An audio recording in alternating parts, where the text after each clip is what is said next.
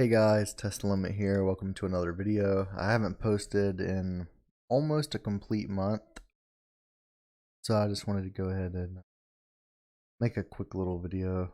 And I'm just gonna go over the runes and the item build that I personally run on Kha'zix. I feel like this is 100% the best and most efficient build and rune page for Kha'zix.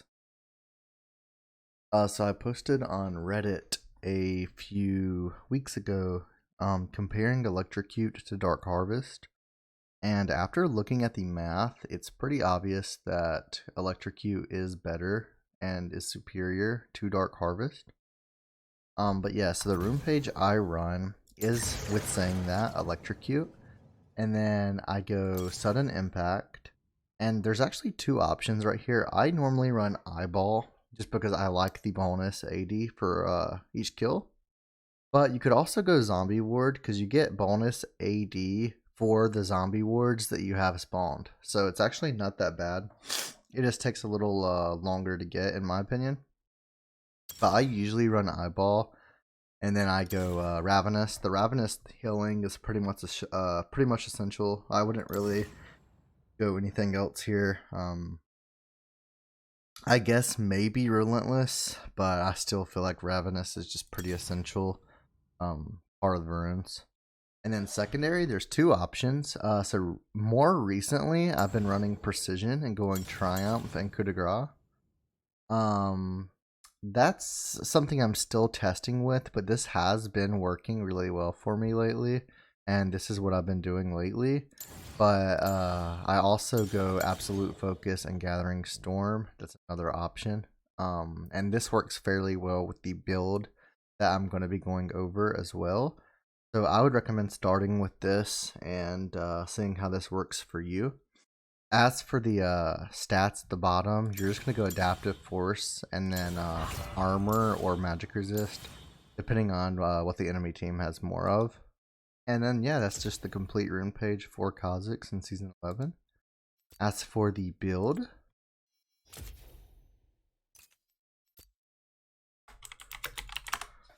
okay, so as for the build, you're obviously going to have the start, which is just jungle item. You can go blue or red smite. Since I run Electrocute, I usually go blue smite just because that counts as an ability. So then you only have to land two abilities, which is just a WQ or a Q auto or whatever it is that you're wanting to do. And I always go yellow trinket to start, and then I place that level 1 back, get my red trinket. Let's see, fillables in here. Okay. And then on first back, usually after you, because on Kha'zix you're wanting to full clear, on your first back you can usually get some long swords. But I'm just going to put all the items that I build right here, and I'm just going to make this really quick, and I'm not going to go over what you can get first back, etc. I'm just going to go over the build that I go. And this is, I always go Prowlers now. And the reason for this, let me go and title this. And the reason for going Prowlers is because it just gives 60 AD, 21 lethality, 20 ability haste. It has its active, and the mythic passive is 5 lethality per every other legendary item. Lethality's big in this game, by the way. But then if we look at Duskblade, it has 60 attack damage, which is the same, 18 lethality, so 3 less lethality, same ability haste, and then it has the invisibility passive, and it gives 5 ability haste per every other item.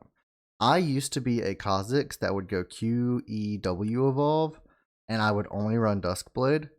After talking to one of my buddies, Sipity, if you watch my streams, you know him. Prowlers is the move, boys. So you get 3 bonus lethality from base stats. The active makes you do 15% increased damage to the target.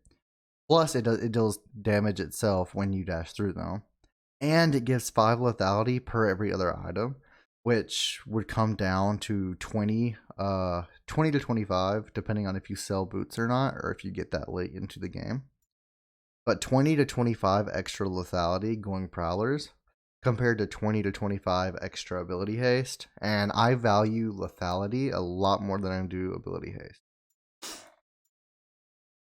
Now, this may come as a big shocker, and I'm just going to do this in the order that I do it. I almost always at this point can get a tier, and I go tier, and I just start stacking that, and then I get a Dirk, and then you finish your mana immune. And then by now, if we look at the items, I would have 35 attack damage from this, right? So I would have 60, 95, and then when you finish your mana immune, you're getting about 85 to 86 attack damage just from mana immune. Which, if we look at Infinity Edge, which is in a single item, the most attack damage from an item, you get 70. So you're getting 15 to 16 more damage than the most, like the item that gives the most damage in the game. Mana immune is completely busted. Take advantage of it while you can. But then I usually complete my Dirk into another item. Usually Serpent's Fang. That's what I've been running a lot recently. Because even if the enemy team only has one shield, it's worth 100%. And most team comps in the current meta have 2, 3, sometimes even 4 shields. So just look at that, and if they have that, you can even get this before finishing mana immune if you'd like.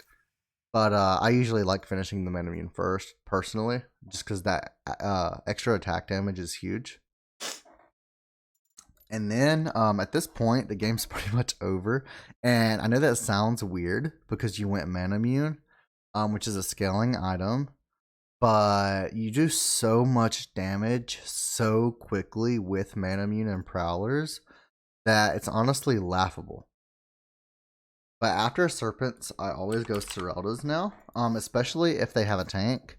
But even if they don't have a tank, this gives 30% armor pin, and it makes your abilities slow enemies by 30%. It's insane, boys. So I always go R-Evolve now as well, now that I don't have Duskblade. And Prowlers with R-Evolve is insane. You get extra attack damage from mana immune. You get Serpent's Fang, which gets rid of their shields. And you have straight armor pin rather than lethality. And yeah, I mean, that's just the basic core of the build.